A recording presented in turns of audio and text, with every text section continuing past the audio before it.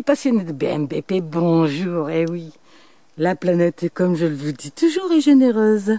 Pas besoin d'être dans les villes pour trouver, eh oui, du tilleul. Mais que peut-on faire avec ce tilleul? Ah ah! Vous avez l'habitude de le consommer, bien sûr, avec ses fleurs.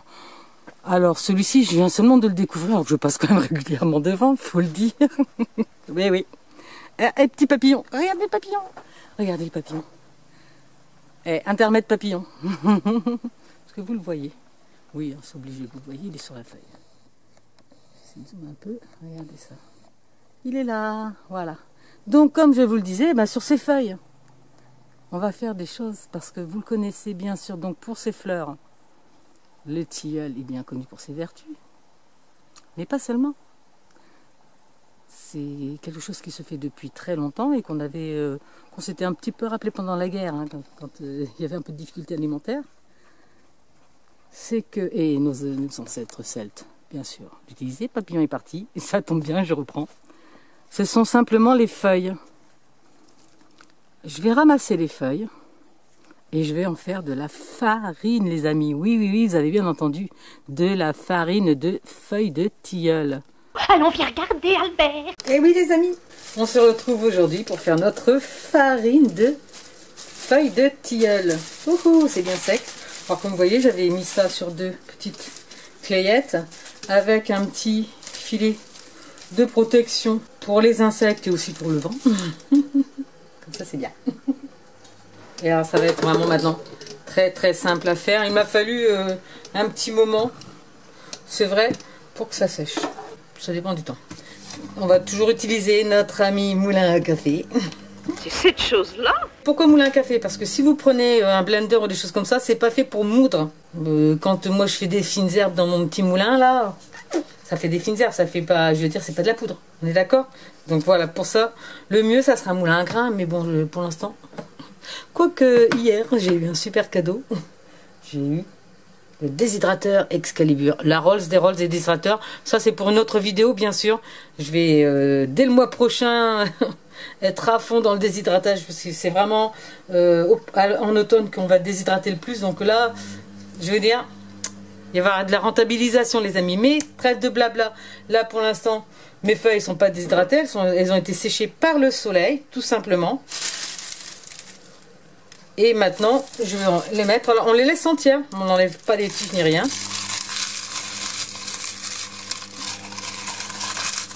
Voilà, on en met. Vous voyez, il y a même ces choses-là. Hein. Hop.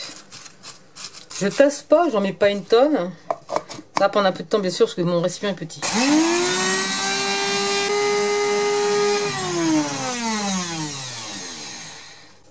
Donc là, c'est pas encore tout à fait fin. J'ai encore des petits morceaux, donc ça, il faut bien veiller.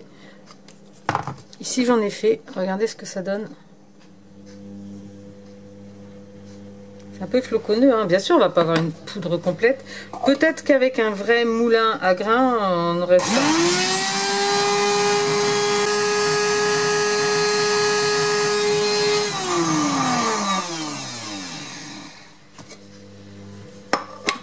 Voilà, la mouture.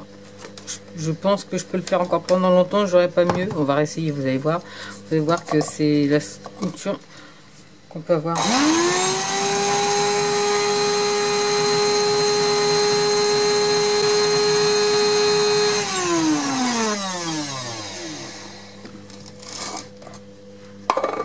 Voilà, comme vous pouvez le voir, on aura toujours ce type de mouture, mais c'est vraiment... regardez, si on appuie, c'est de la farine, hein. Ça sent super bon. Ça rappelle un petit peu l'épinard, l'ortie, etc. Donc, on réservera bien sûr dans un récipient propre. Franchement, c'est pas utile de le stériliser si ça vous fait plaisir. Hein, mais quand vous achetez de la farine en paquet, je pense pas qu'on stérilise les paquets. Hein, je vous le dis direct. Faut un petit peu être logique quand même de temps en temps. Mais vous me faites un peu fêler. Mais il faut que ce soit bien propre quand même. Donc, si vous préférez stériliser, faites-vous plaisir. Moi, je trouve que ça pollue à peu près. Voilà. Regardez cette jolie farine. Donc, je vais continuer. Comme vous avez vu, il y a du boulot. Parce que, vu le peu de quantité que je mets dans mon moulin, J'en ai pour un petit moment. Je vais pas vous faire subir ça. Ça n'a pas d'intérêt, n'est-ce pas? Simplement, je vous rappelle que comme elle est pleine d'oligo-éléments, de vitamines, etc., vous allez pouvoir la mettre en additionnel.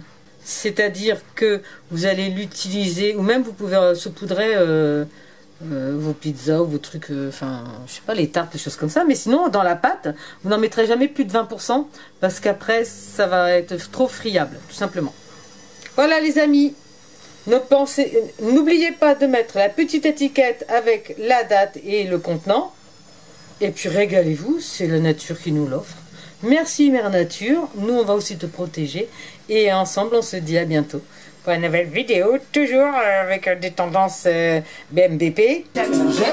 On jette les toutous. Vous la connaissez celle-là, la farine de tilleul? Haha, je crois pas que... Mettez-le dans vos commentaires, voir un peu si vous connaissiez. À bientôt les amis. Tu as aimé? Pense à liker et à partager.